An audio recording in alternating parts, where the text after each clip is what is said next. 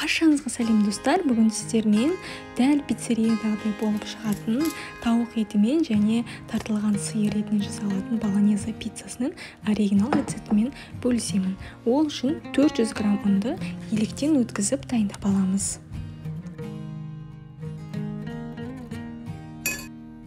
Одан соң оның үстіне 5 грамм ашытқы, жарты шай қасық тұз, 1 шай қасық қантты және де 30 грамм зәйтүн майын.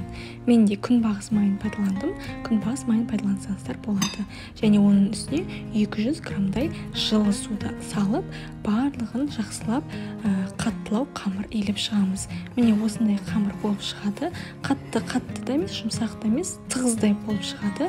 Бірақ қорықпаңыздар, пиццаларыңыз ойдағыдай жұмсақ болып шығады. Бұны салафан пакетке салып, жылы жерге 30 минутқа көтерілгенше қойып қоямыз. Оған дейін салмасын дайындаймыз. Ең бірінші пиццамызға мен тауықтың төс етін пайдаландым. 200 граммдай пайдаландым және осыны ұзыншалар етіп кесіп дайындап алдым.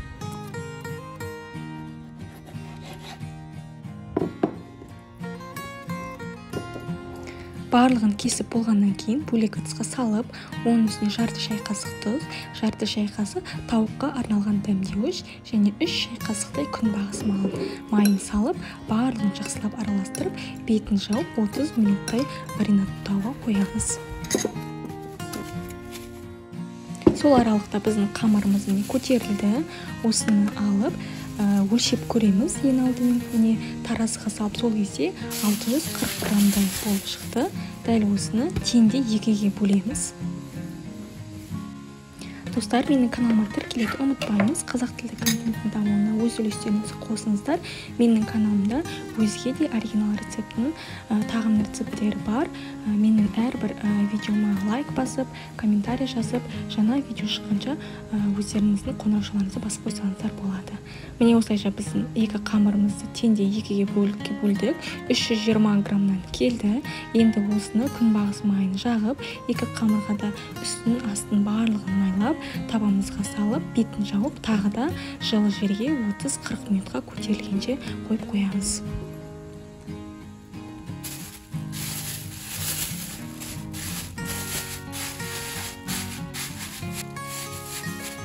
Ендігі кезекте біз екі қызанақты алып, осылай тілімдер жасаймыз, қатты баспаймыз, яғни тек бетін ғана тіліп шығамыз, және бұның үстіне қайнап тұрған ыстық судан құямыз. Сол кезде осы қайнап тұрған ыстық су қызанақтың қабығын ашуға көп көмегін тигізеді. Барлығын жауып болғаннан кейін бетін 15 минутқа жауып қоямыз. Міне көріп тұрғандарыңыздай қызанақтың қабығы оп-оңай алынады, ешқандай күш салмай-ақ оп-оңай қызанақтың қабықтарын барлығынан тазартып шығамыз.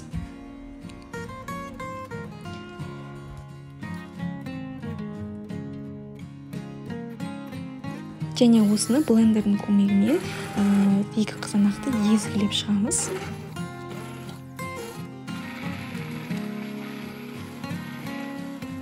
Қызып тұрған табамызға 3 ас қасықтай күнбағыс майын құйып, оның үстіне 1 шай қасық орегано дәмдеуішін саламыз. Бұл алмастыруға келмейтін дәмдеуіш, міндетті түрде орегано болуы қажет. Осыны 5 минуттай қуырамыз. Енді бұның үстіне бір үлкен тісше сарымсақты салып, бұны да қуырамыз. Немесе 2 кішкентай салсаңыздар болады. Ұсақтап туралып, сарымсақты араластырып, осылай екеуін 5 минуттай қуырып аламыз. Содан соң жаңағы езгілеп дайындап алған қызанағымызды құйып, тағы да араластырамыз. Дәміне қарай тұз саламыз. Мен жай кішкене ғана жарты шай қасықтың ұшымен ғана тұзды салдым. Қатты ащы болып кетпесін қарап отырыңыздар. Және де 1 шай қасықтай паприка салып, барлығын жақсылап араластырамыз. 5 минуттай бұқтырғаннан кейін астын сөндіріп қоямыз. Осымен біздің соусымыз дайын. Енді келесіде екінші кезектегі салмамызды дайындаймыз. Ол үшін бір данадай пиязымызды алып, оны ұсақтап турап дайындап аламыз.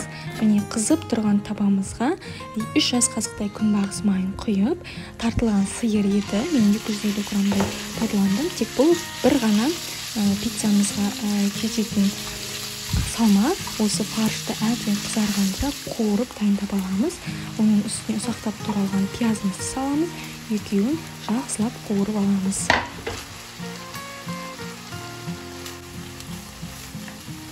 Оның үстіне дәміне қарай тұз, мен жарты шай қасықтай тұзды салдым, және 1 шай қасықтай паприка салып, екеуін жақсылап араластырамыз. Дәл осы кезекте жаңағы дайындап алған соусымыздан 2 ас қасықтай құйып, сол кезде біздің салмамыз өте сондай сочный, дәмді болып шығады. Барлығын жақсылап араластырып, бетін жауып, баяу отта бір 15 минуттай қуырып, фаршы піскенше бұқтырып аламыз. Міне осымен біздің екінші салмамыз дайын. 30 минуттай маринадталған, міне тауығымыз да дайын болды. Енді оны қызып тұрған құрғақ табаға қуырып аламыз, себебі жаңа тауықтың ішіне біз күнбағыс майын құйдық, сондықтан артық майдың қажеті жоқ. Осылайша екі жағын қызарғанша жақсылап тұрып қуырып дайындап аламыз.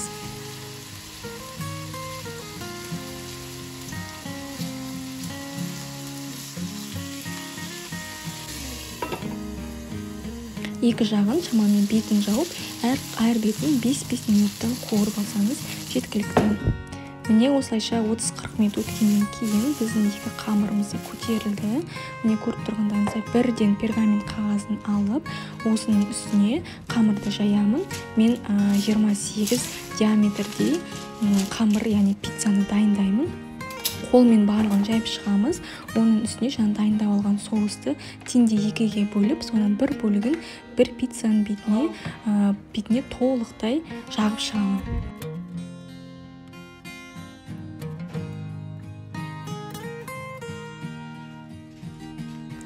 Қуырылып піскен фаршымызды да бетіне толықтай орналастырамын. Мен моцарелла ірімшігін пайдаландым. 400 граммдай 200 граммнан бөлдім. Яғни ең бірінші болоньезе пиццасына 200 граммдай сырды бетіне септім. Дәл осы аралықта қатты қыздырып қоямыз біздің пешімізді. Максимальный температура 200 градус, мен 240 градуста қызады екен, соған қойып қойдым. Және тағы да ескерте кететін жайт, біздің протеинімізді міндетті түрде қыздырып аламыз. Ып-ыстық күйінде осылайша қойып 7-8 минут аралығында пісіріп шығамыз.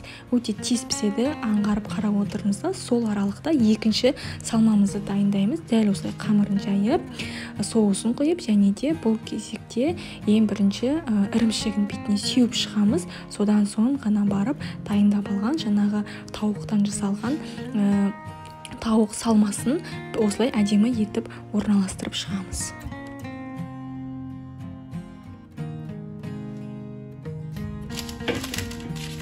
Бұны да қызып тұрғанына противенге орналастырып, бұны да қатты қызып тұрған пеште 7-8 минут аралығында пісіріп аламыз. Міне осылайша біздің бірінші пиццамыз дайын болды. Көріп тұрғандарыңызда өте жұп-жұмсақ, сондай дәмді, сыры да, ірімшігі де езіліп, осылай еріп тұр. Міне көріп тұрғандарыңыздай өте жақсы.